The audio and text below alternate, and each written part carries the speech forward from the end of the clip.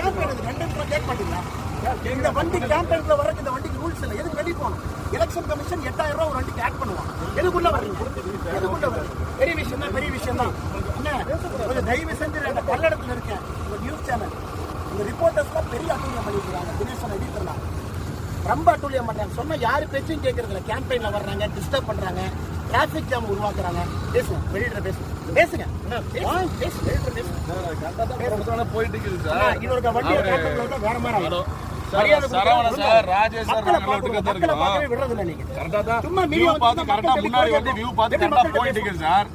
இவரு அந்த முன்னாடி எல்லாமே பிளான் பண்ணி தான் சார் சொல்லி கரெக்டா தான் போயிட்டு இருக்கு சார். இவர் கொஞ்சம் இன்னைக்கு தெரியல சார், கூலா தான் இருப்பாரு. என்ன உள்ள வந்தா மக்களே பார்க்கணும். மக்கள் தரேன் சார், ஒரே கேமரா வச்சிட்டு தான் பேச வேண்டாம் மக்கள்கிட்ட.